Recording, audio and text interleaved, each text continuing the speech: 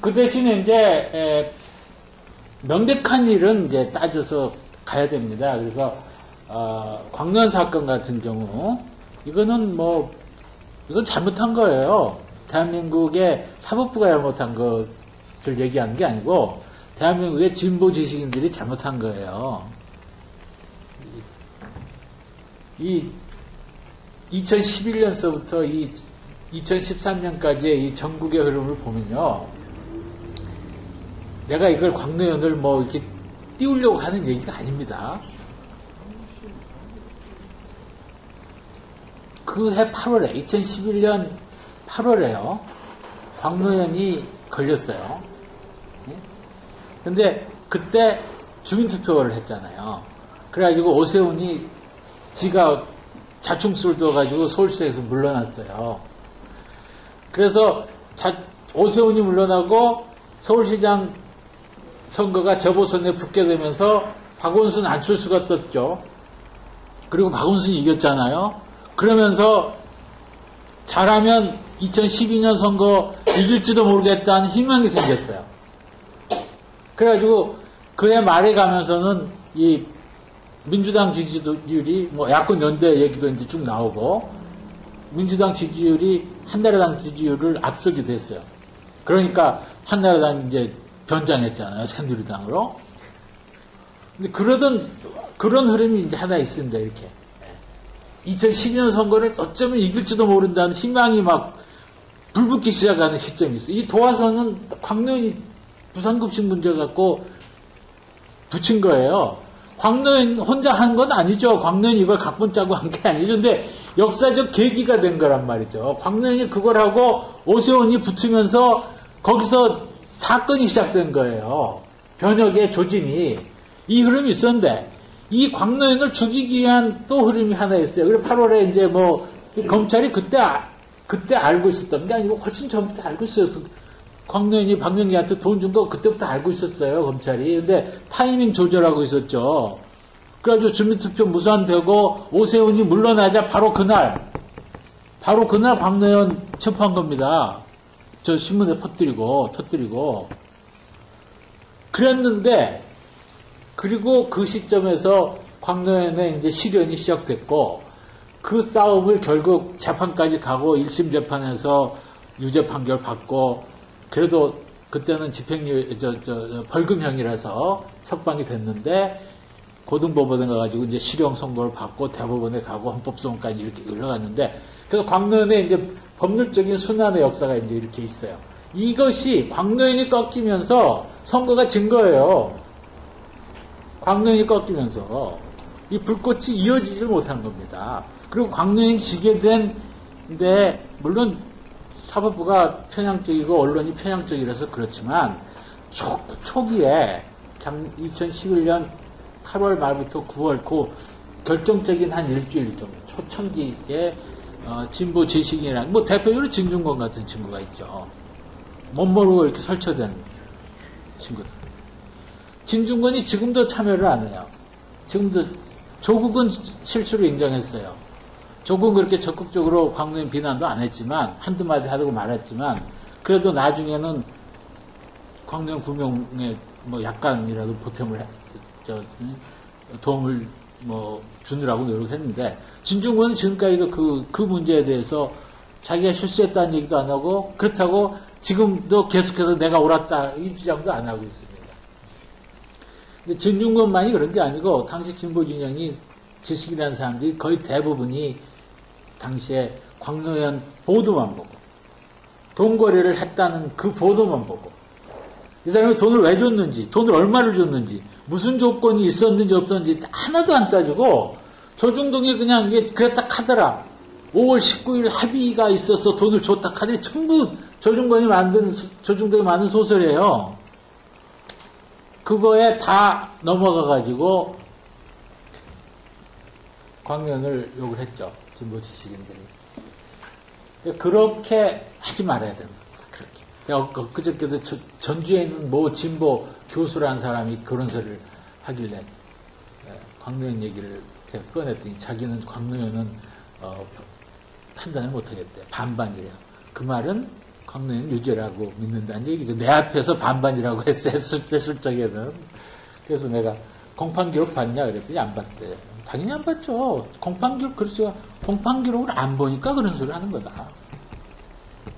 지식이라는 사람들이 신문 보고 그거를 판단을 하니까 그런 짓들이 계속 반복되는 거다. 공판 기록만 보면 그 일이 어떻게 됐는지 반반이라는 소리는 안 나온다. 광노인한테 죄가 있든지 없든지 명확한 판단을 할 수 있게 실체적 진술은 거기 다 나와 있으니까. 근데 그걸 안 합니다. 지식이라는 사람들이.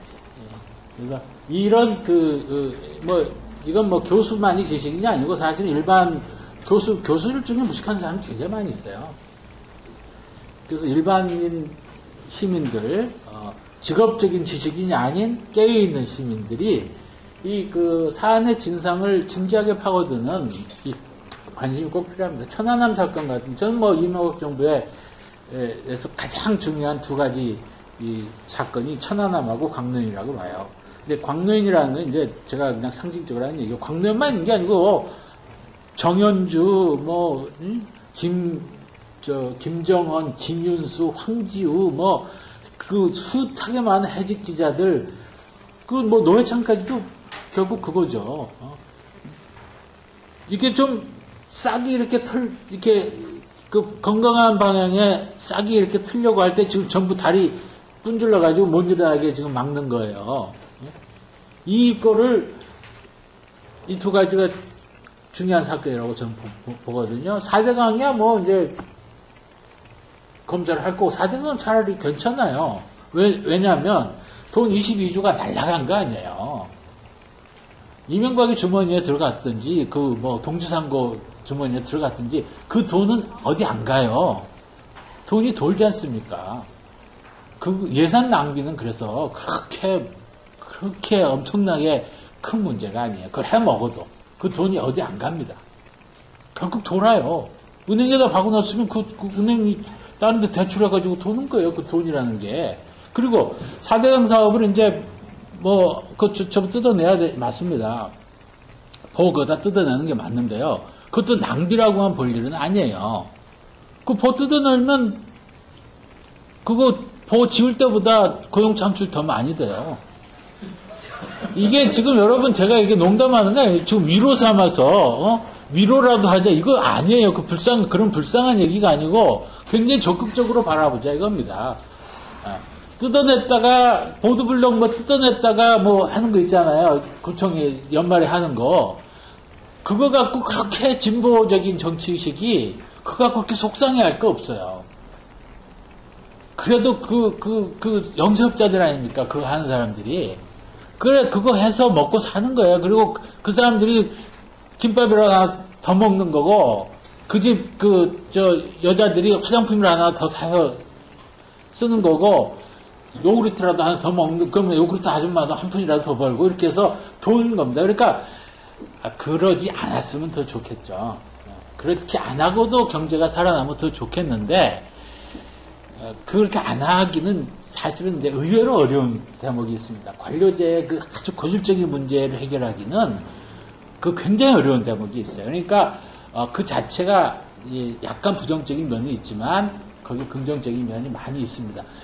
그런데 이거는 그거하고 달라요. 천안함이나 광노인 사건 같은 경우는 긍정적인 요소가 하나도 없어요. 저거 가지고 먹고 사는 놈들은 천문 나쁜 놈들이 먹고 사는 거예요, 저거. 그리고 군대가 말이에요. 천안함 사건 가도 정부가 나서가지고 거짓말을 하고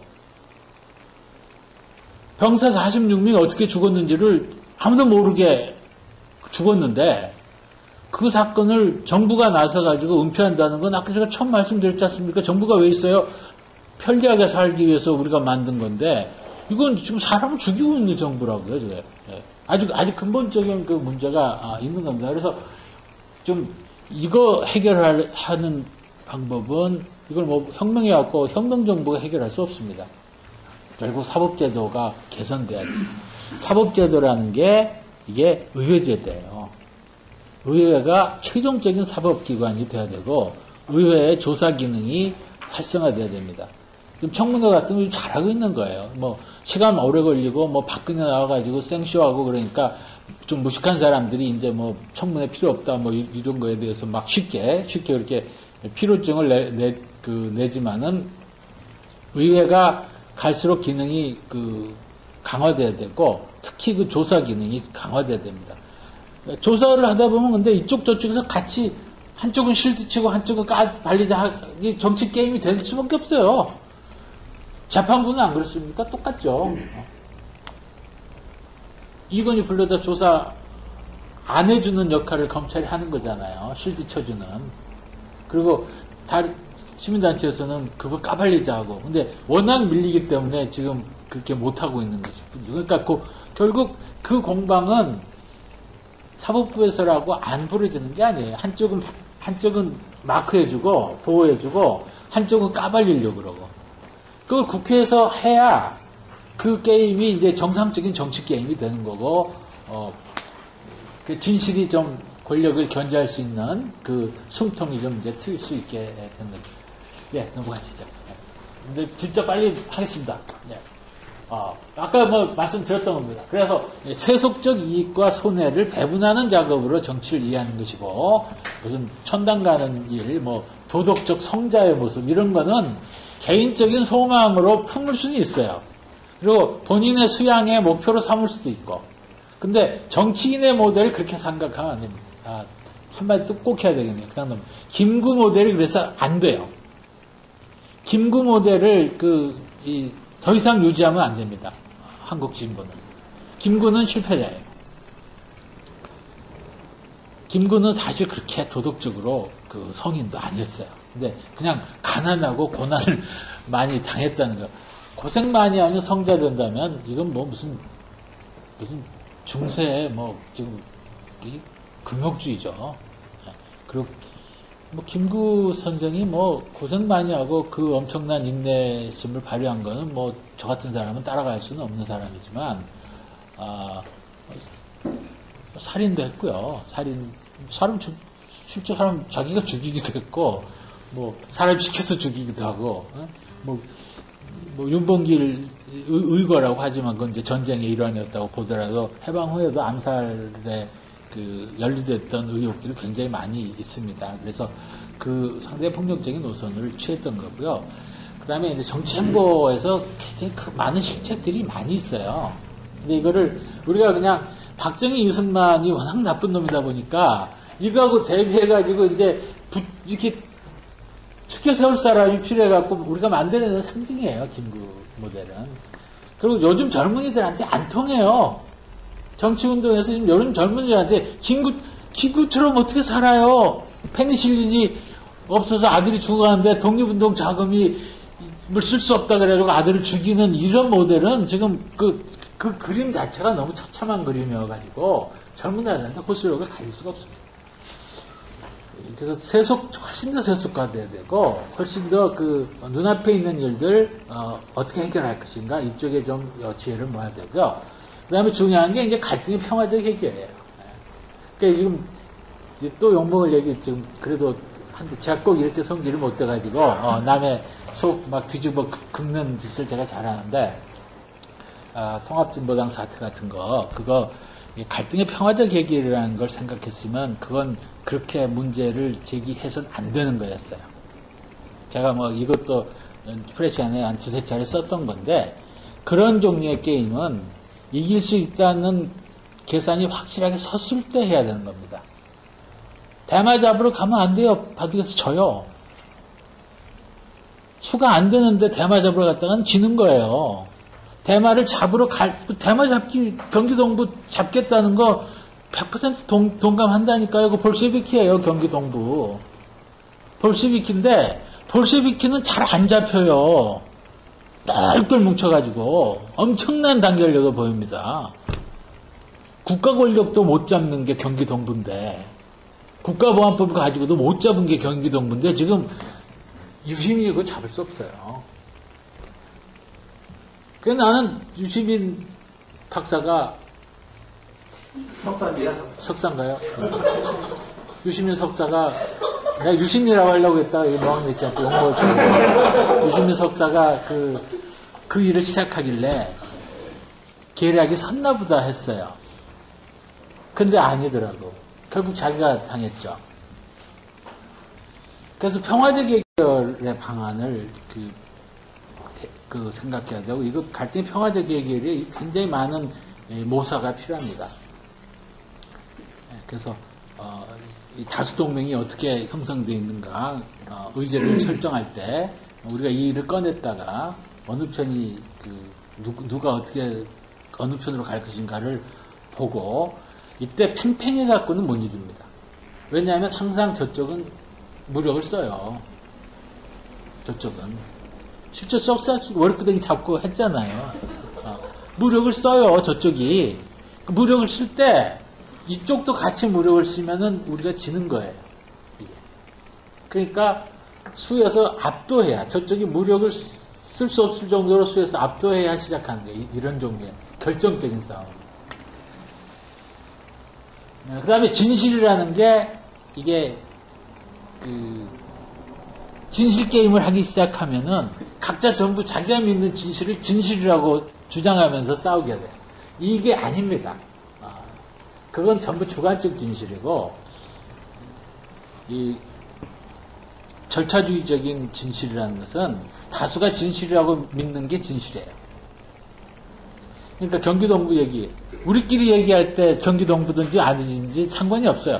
다수가, 그러니까 통합진보당 안에서 압도적인 다수가 경기동부파는 볼셰비키고 저식은 안 된다, 이렇게 돼야 그게 진실이 되는 거예요. 근데 거기에 저항하는 그 얘기에 저항하는 세력이 30%만 되면 못 눌러요. 나머지 70은 분산된 다수고, 그 30은 단결된 소수입니다. 그 분산된 다수가 단결된 소수를 못 이겨요. 그래서 이 진실이 무엇인지에 대해서 공론장에서 다수가 진실이라고 믿는 게 진실입니다. 개인적으로 얼마나 안타깝겠어요. 저 광년 사건 무지무지하게 속사해. 지금 생각만, 지금도. 그래도 어쩝니까? 제가 무슨 기관총 들고 가지고 막 그냥 시청 앞 광장에 팍 쏘고 시위하면 사람들이 믿어줍니까? 그러면 더 안 믿죠. 그러니까 속이 쓰라려도 참고 말이죠. 그래도 웃으면서, 곽기우가 그래도 다행인 게 1년형인데 한 5월이면 나와요. 그때 처음에 잡혔을 때 4개월 살았고, 새로 잡혀서 이제 8개월만 살았는데, 그 양반 60에 참, 진짜, 빚도 35억인데 갚아야 돼. 큰일 났어요. 그렇지만 어떻습니까? 그래도 진실을 사람들이 믿어줄 때까지 기다려야 되고, 그렇다고 목청을 죽이서는 안 됩니다. 목청은 계속 내야 돼요. 계속, 진실을 계속 전파하고, 호소를 하고, 해야 되는 거죠. 그렇게 해서 세상이 바뀌어가지고, 사람들의 생각이 바뀌잖아요. 진짜 여론이라는 건 날이오날마다 바뀌는 거죠. 그러니까 어느 날 다수가 그것이 이거였다, 이렇게 믿어준다면 그때부터 그게 진실이 되는 거예요. 근데 이제 장준하의 억울한 죽음이라든지 인혁당 사건 30년여씩, 조봉암 누명은 46년 걸렸어요. 공식적으로 벗겨지는데. 그러면 안 되죠. 죽은 다음에 죽은 다음에라도 누명 벗겨지는 게 그래도 낫습니다만은, 더 좋기로 하면 누명을 아예 안 쓰게 되는 게 더 좋은 거고, 누명을 썼더라도 한 1, 2년 사이에 벗겨진다면 얼마나 좋겠습니까? 그러니까 그런 세상이 되게 만들어야 되는 거죠. 그러면 진실을 믿는 사람들이 이 의연함을 좀 가져야 됩니다. 이게 내가 믿는 진실이 있다고 할 적에 다른 사람들이 그걸 몰라주면 인부지 불온이잖아요. 논어에 있는 말씀 아닙니까? 세상이 나를 안 알아줘도 화내지 않는다 아닙니까? 그 얘기예요. 그 얘기. 그래서 남들이 알아줄 때까지 끊임없이 호소하고 설득하고, 또 자기의 설득 논지를 강화하고 자료도 강화하고, 그러면서 동시에 이 안색을 온화하게 해가지고 쓸데없이 다른 사람에게 경계심을 불러일으키지 않도록. 그리고 이제 그래서 이제 절차, 모든 일을 다 다수 투표에 맡길 수는 없기 때문에 절차를 만들어서 제도를 만들어서 위임해서 처리하는 게 문명 사회의 질서입니다. 이 위임된 권력들이 이제 그 맡은 바 임무를 제대로 못할 수가 있어요. 그러니까 계속 시민사회가 감시하고 공론장에서 이제 토론이 있어야 돼요. 이건 이렇게 인간 지력에는 한계가 있고요. 불확실성을 전체적으로는 불확실성을 받아들여야 됩니다. 불확실성을 안 받아들이면 이제 이게 완전히 꼭 막힌 사람이 되는 거고요. 불확실성을 관리를 해야 되는데, 대조적으로 4대강 사업 같은 것은, 이유가 있어서 해서는 안 될 이유가 있는 거고, 한미 FTA에 반대한 사람들은 이건 막연한 두려움이에요. 이걸 좀 구분해야 됩니다. 넘어가시죠. 그 다음에 연합정치 또는 연방정치의 이념이 필요한데, 이게 이제 다양성 속에서, 통일성을 찾는 거죠. 통일이라는 게 획일성이 아닙니다. 통일은 개인들의 차원, 차이라고 하는 차원이 없어지는 게 아니고 그게 있는데 그 위에 어떤 조직의 또는 상징의 단일성을 하나 얻는 거예요. 그러니까 이것은 계속 말씀드렸듯이 다수의 결정이죠. 근데 그 결정의 구조가 모든 일을 다 다수가 정한 대로 가버리면 그건 획일화가 되는 거고, 아디아포라, 나머지 일들은 각자 알아서 하도록 냅두는 거예요. 그게 차이죠. 그리고 공통으로 대응해야 할 사안, 행동통일이 필요한 지점. 잘 생각해보면 행동통일이 필요한 지점이 그렇게 많지 않습니다. 그런 거 몇 군데에서만 이 다수결에 의해 가지고 공통 노선을 정하고 나머지 것들은 각자 알아서 하도록 하다 보면 창의성, 창발성이 이제 터져 나오는 거죠. 그래서 이게 소집단에서부터 지역사회, 국가단위, 국제사회에 이르기까지 이걸 하나의 연속성으로 보면은 이게 연방정치의 이념이에요. 이건 그로치우스에서부터 시작했고, 푸동 같은 사람들이 열심히 주장했던 이야기입니다. 이게. 그리고 그걸 우리가 생각해보면 우리나라 지금 특히 그 진보는 분열로 망한다는 거, 그걸 해결할 수 있는 유일한 길이 이거예요. 근데 이걸 이인영 같은 사람, 이인영, 문성근 이런 사람들이 연합정치 얘기를 이제 우리 같은 사람들이 꺼냈더니 자기들이 받았는데 받은 방식이 그냥 단일정당 모델로 가버린 거죠. 근데 단일정당 안 되지 않습니까? 민주통합당이 말이 통합이지 무슨 통합이 됐어요? 지네들끼리도 지금 또 싸우잖아요, 그 안에서. 그리고 그 바깥에 있는 사람들 모으지도 못했어요. 그러니까 그게 아니라 정당의 경계라는 걸 이렇게 그냥 두껍게 보지 말고 모든 경계는 다 구멍이 뚫려 있다고 봐야 되는 거예요. 그렇게 보면 정당 안에 있든지 밖에 있든지 별 차이가 없습니다. 당원의 경계도 그렇게 입당 옷을 쓴 사람하고 안 쓴 사람은 그렇게 나눌 필요가 없어요. 별 차이가 없는 거예요. 그러니까 크게 보면은 한국의 진보는 한 세력이에요. 정당의 경계하고 상관없이. 필요한 때는 연합하고 필요 없을 때는 각자 놀고, 이 방식으로 생각을 할 필요가 있다. 이제 마지막 한 페이지가 남았습니다. 한 페이지가 있습니다. 한국은 지금 새누리당 자본사법부 군부 관리자 언론계 학계를 관통하는 기득권 연합이 독점적인 권력을 행사하는 나라예요. 근데 이걸 타파하고 싶어하는 사람들은 많습니다. 변화를 원하는 사람 많은데 이게 조직이 안 돼 있어요. 왜냐하면 분파주의, 교조주의, 그리고 내부의 이념적 혼란, 편협한 이해력 이런 것 때문에 조직이 안 돼 있어요. 조직을 하려면 다양성 속에 연합을 해야 되는데 이건 절대 한 마음 한 뜻이 갖고는 안 돼요. 그럼 그냥 갈라질 수밖에 없어요. 그걸 추구해갖고 다양성 속에 연합이 필요한 거고, 그 노선은, 그러니까 실질적인 그 노선의 내용은 진보적 자유주의, 아까 제가 말씀드렸듯이 경제적으로, 정치적으로, 사회적으로 약자의 처지에 있는 사람들이 스스로 강자를 상대하지 못할 때 호루라기를 불고 도움을 청하면 옆에 있는 사람들이 도와줄 수 있는 제도와 환경을 만드는 방향으로 가는 거예요. 근데 그거보다 제가 오늘 말씀드릴 때 더 중점을 뒀던 거는 지금 제가 말씀드린 그거는 어떤 정책 목표, 어떤 이념적 지향성이라고 한다면 그보다 더 중요한 것은 그 리버럴한 태도입니다. 그러니까 다양성을 인정하고 불확실성을 용인하고 차이를 받아들이고 그러는 가운데 어떻게 우리가 서로 다른 생각을 하고 있는 사람들끼리 어떻게 같은 편이 돼서 어디서 뭉칠 것인가. 이거를 그 균형 있게 생각하는 사람들이 늘어나야 한국 사회가 바뀔 수 있다 이렇게 생각합니다. 이상으로. 이 1시간 반이 넘었습니다.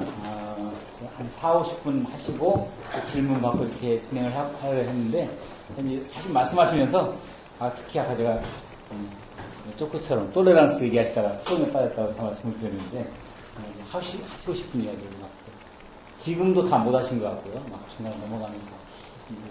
1시간 반이 넘는 시간 동안 열정적으로 자유주의는 어떻게 역사적으로 어떤 영향을 있었고 19세기, 20를 거치면서 20세기, 21세기의 자유주의를 박동천 교수님 한 틀에서는 사회적 자유주의, 진보적 자유주의 이렇게 표현하는 것이 적합하다고 보고 그것이 한국 사회에 그런 정말 굉장히 고루하고 불합리한 한국 사회를 바꿔나가는 가치일 수 있다. 이 제시하시면서 사회적 자유주의는 어떻게 다양한 방식으로 적용되고 해석될 수 있는가 하는 것에 대해서 말씀을 쭉 주셨습니다. 워낙 긴 말씀을 주셨는데, 지정 토론, 없어 제가 한 서너 가지 지정 토론을 준비해 왔는데, 하지 않겠습니다. 들으시면서 혹시 궁금한 거, 질문하고 싶은 거 있으시면 질문 주시면 되겠고요. 그런 질문의 하나로 제가 먼저 질문거리 하나 하고 여러분들 질문 드릴 수 있도록 하겠습니다. 제 질문은 아마 이런 질문을 하고 싶어 하는 분이 있을 것 같아서 제가 질문을 준비했는데요. 오늘 발제와는 별도로 또 추가적으로 이 사회적 자유주의와 사회민주주의라는 텍스트가 따로 있습니다. 나눠드린 자료인데요. 읽어보시면 상당히 너무 글을 어렵게 쓰신다 이런 생각이 드는 대목이 많이 있습니다. 그런데 우리가 가지고 있는 문제인식을 가지고 충분히 읽어볼만 하겠고요. 지적하시는 것처럼 어떤 사민주의와 사회적 자유주의는 사실상 유사한 문제인식에 터잡고 있다. 민주주의, 합리화 상식, 시장 자율과 어떤 강자에 대한 또한 불합리한 어떤 것에 대한 규제, 인권, 평화지향 이런 것들에서 진보적 자유주의와 사회민주주의는 같은 문제인식과 기반 위에 있다. 이런 말씀을 하고 계시고 그래도 정리하고 계시고 오늘 또 비슷한 말씀 주셨는데요. 그렇다 하더라도 그런 문제인식을 다 공감한다 하더라도 진보적 자유주의와 사회민주주의는 강조점의 차이가 있다. 이렇게 보여집니다. 진보적 자유주의가 어쨌든 그런 그래서 이 박 교수님 말씀처럼 사회적 자유주의자이면서 사민주의자일 수 있는 거죠. 그건 분명하다고 생각하는데 진보적 자유주의라고 할 때는 어쨌든 그런 합리, 상식, 인권, 자유 이런 것들이 상당히 강조되는 반면에 사회민주주의 할 때는 약자의 권리라든가 우리 사회의 어떤 불평등에 대한 교정이라든가 이런 것들이 다른 어떤 의제보다 앞서는 의제로 제시한다는 점에서 진보적 자유주의와 사민주의는 서로 착목하는 가장 중요한 문제의 초점 이런 것들이 조금은 다르지 않느냐 이런 것들을 한번 묻고 싶었습니다. 근데 이제 이 사회 지금 달라야 된다는 거죠.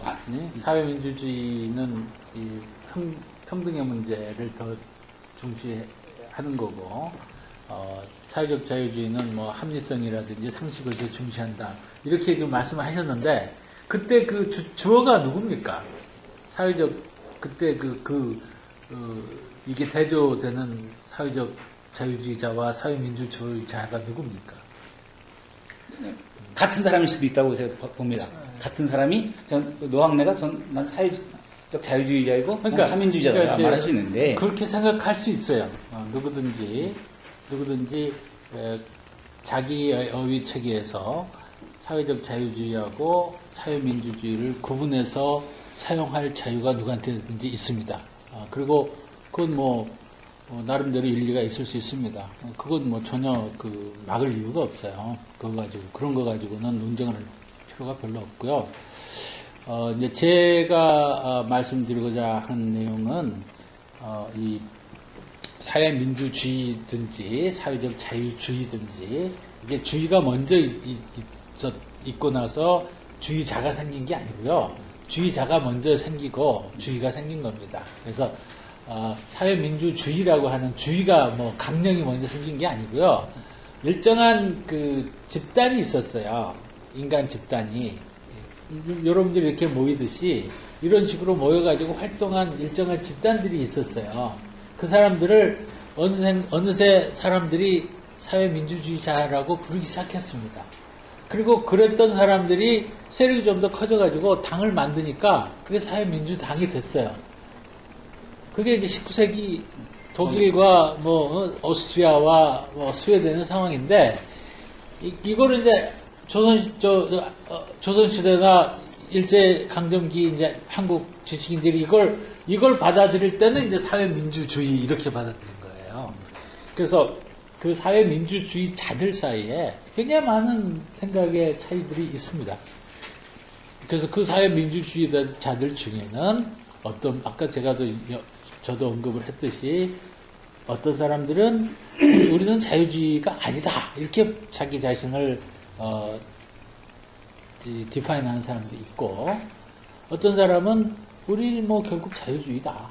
이렇게 자기 자신을 이해하는 사람도 있어요. 그리고 그 차이들은 그 당 안에서 아디아포라죠. 그 차이는 그냥 각자 알아서 그냥 넘어가는 거고, 중요한 정치적 현안에서 어떤 식의 행동을 취할 것이냐, 어떤 정책을 추구할 것이냐, 이쪽 방면에 이제 집중해서 논의가 되는 것이죠. 이런 식으로 부문이 있을 수 있으니까요.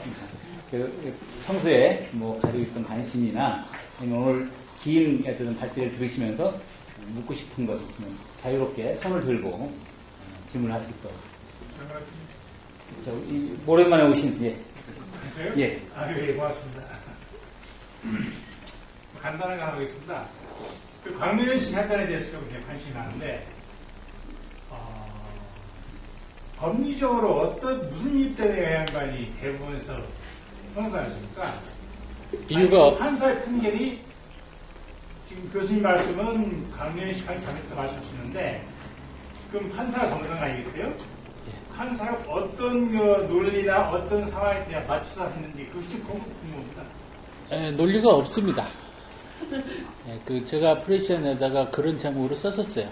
고등법원 항소심 판결문에는 논리가 없다는 제목으로 제가 글을 썼고요. 논리가 없습니다. 아무 이유가 없어요. 그냥 앞뒤가 안 맞는 소리를 적당히 얽어가지고 판결문이라고 써놨어요.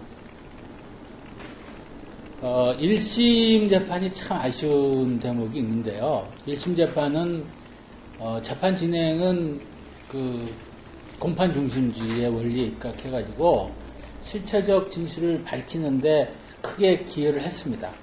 약 200시간 정도, 200시간의 공판을 했어요.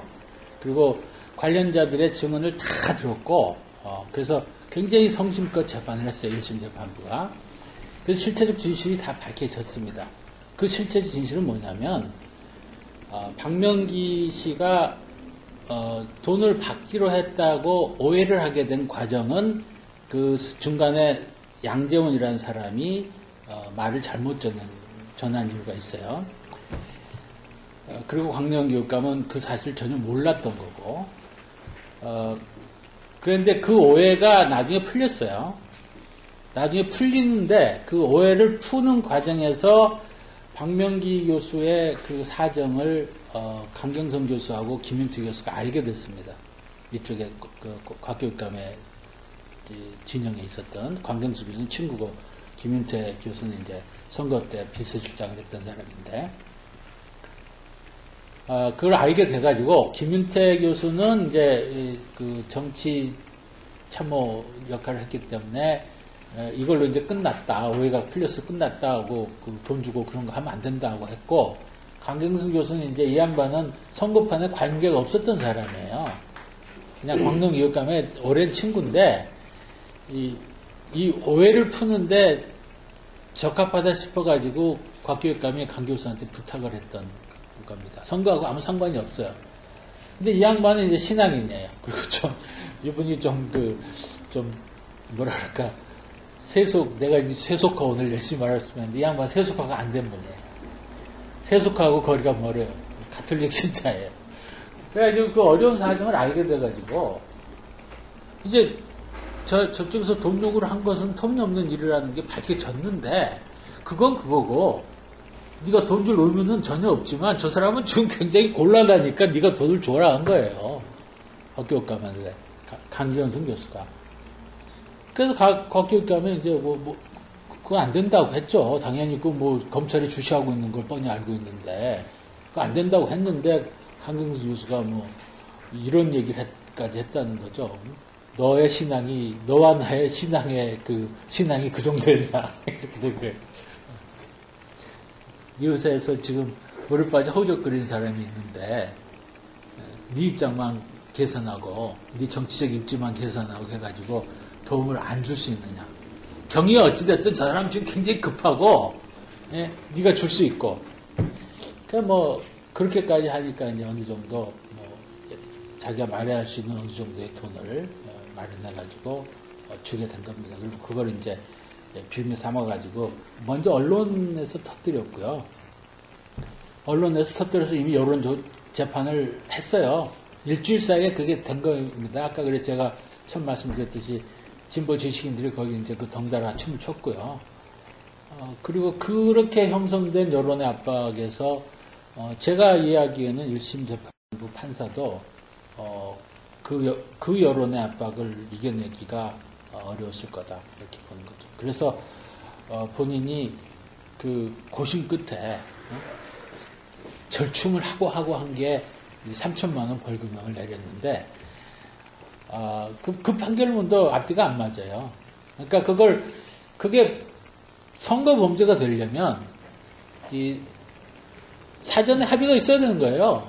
사전에 묵계가 있어야 돼. 어쨌든 2심 전심이 됐든, 근데 액수도 안 정해졌고, 돈을 주기로 한 주체도 없습니다. 그리고 무엇보다 곽교육감은 그거를 몰랐고, 그 얘기를, 그리고 본인이 계속해서 그 전에 수십 번 돈 주는 협상은 안 한다고 공개적으로 몇 번이나 자기 입장을 천명을 했어요. 그런 단일화는 안 한다고.